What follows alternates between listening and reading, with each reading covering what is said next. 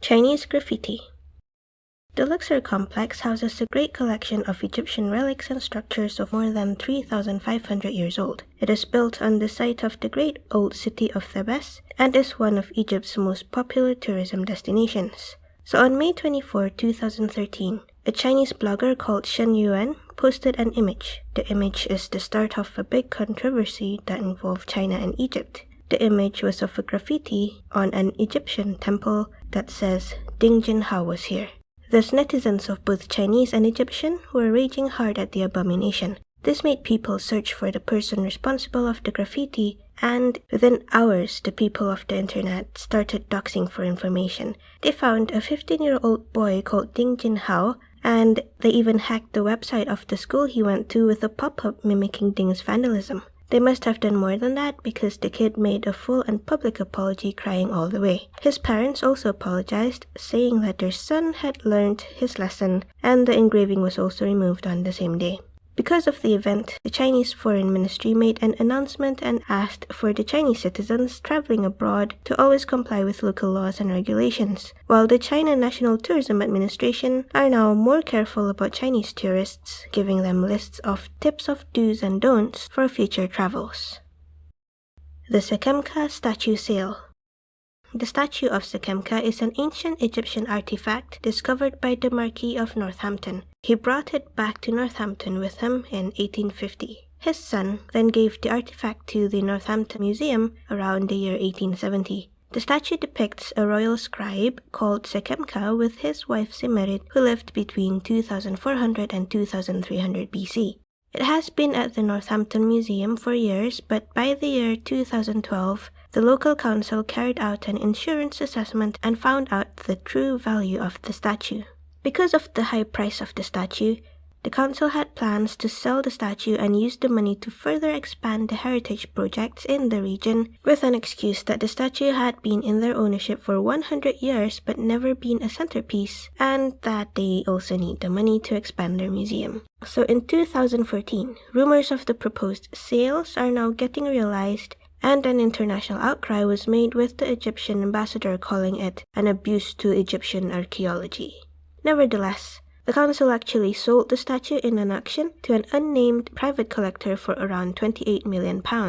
There were uncertainties about the sale, like, at first, the present Marquis of Northampton, descendant of the one in 1850, protested to the selling. But after a private deal between the council and him, the Marquis was then all for it. Then there's also the 10 million that was taken by the auction house. This made people from Save Sekhemka Action Group to question who really owned the statue in the first place. Then because of all the protests, even the English Arts Council stripped the Northampton Museum of its official accreditation, making it ineligible to receive future grants nor fundings. The UK government imposed an export ban that prevents the statue from leaving the country, which was recently extended until March 2016. Then, there's also an Egyptian group that is currently trying to buy the statue with a crowdfund of $25 million to return the statue to Egypt. The King Tut Controversy. King Tut, or King Tutankhamun, was mostly famous because of his golden mask, which is the most iconic image of ancient Egypt since it was discovered in 1922. It wasn't the mask that was controversial, but it was how in 2015, there were surprising claims about how Tutankhamun looked like by a BBC documentary called Tutankhamun: The Truth Uncovered. According to the documentary, he had womanly hips, enlarged breasts, club-footed, buck-toothed, and weak-boned due to congenital problems brought on by generations of inbreeding, which of course shattered the beautiful image presented by his tomb and the mask. Apparently, from their research, they have also found that Tut's father, grandfather, and presumed great-grandfather also had similar traits of enlarged breasts and broad feminized hips from ancient depictions of them. But I still believe those are just man boobs rather than enlarged breasts, but I digress. So these claims from the documentary were what sparked a small controversy in Egypt. Egyptian experts disagreed the most with the claims of enlarged breasts and white hips, saying there have been no evidence of them from any previous studies made, and those artistic depictions of pharaohs with such traits were only for symbolic reasons. Even one of the most prominent Egyptian archaeologists, named Zahi Hawass, spoke out against the documentary, saying that all it revealed were lies, with no real evidence nor facts were used in the research. He did acknowledge that King Tut had a large collection of walking sticks and used to shoot arrows while he was sitting, so speculation can be made, but there were still not enough evidence to say that he certainly had a clubfoot at all. Of course, the people behind the documentary debated that they used all the technology they have today, such as DNA testing, as well as the CT scans that were conducted by Zahi Hawass's team back in 2010. So which one do you believe in? Mummified animal scandal. We know that other than mummified humans, archaeologists have also found mummified animals in catacombs. They are believed to be used as offerings to the gods, that during that time, there was a whole industry centered around rearing dogs, cats, monkeys, and even crocodiles specifically for mummification. The animals were chosen, preserved, and wrapped in a pleasing, majestic way, and then the corpses were sold to pious Egyptians who wants to win favors in the afterlife. It was in the year 2015 that the University of Manchester, together with the Manchester Museum, found an anomaly when they began x-raying the animal mummies that they have in their possession. They found out that many of their mummies did not actually contain any animal carcasses. Only 1/3 of the mummies contained a full animal inside the wrapping. Another 1/3 contained animal matter of some sort, and the last third contained mud, sticks, feather, eggshells, and other materials believed to represent the mummified animals.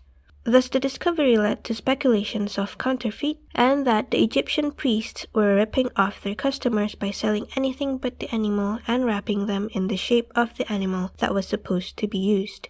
Researchers also believe that the supply of sacred animals couldn't satisfy the demand of them even with breeding them on an industrial scale, but because there were no real evidence and only just mere speculations, was it really fraud, or did people in ancient Egypt knew what they were buying and intended to trick their god instead? The Qurna Evictions. Qurna is a village right on top of an ancient burial site known as the Valley of the Kings. The place contained tombs of high-ranking ancient Egyptians, so it's natural for archaeologists to want to excavate the site. But the problem was that the people of the Qurna village of squatter houses did not want to move. It has been a problem for the Egyptian government for more than a century, and it was also believed that the villagers were plundering the tombs and discreetly selling off valuable artifacts when they sell souvenirs to tourists. In 1948, the government built a new Qurna village, but they refused, saying that the new settlement was located away from their farms and the tourist trade. Then another attempt to move them in the 1990s was made. The government used force this time and resulted in the death of 4 villagers. Because of this, people were not agreeing with their forceful method, but officials were determined on finally moving the villagers because they believed that the villagers were damaging the tombs by keeping animals in them. So in the 2000s, the government built a second new Qurna near the original Qurna, but away from the Valley of the Kings. They even told the villagers that they should move if they want to, but if they don't, they would be given nothing when the old Qurna is demolished. The place was finally bulldozed in 2006, and excavation and exploration was then made, which of course made a lot of significant discoveries. The eviction of the people of Qurna still remains a controversy, where some people are glad of the new discoveries while some still does not agree on how the government handled the situation.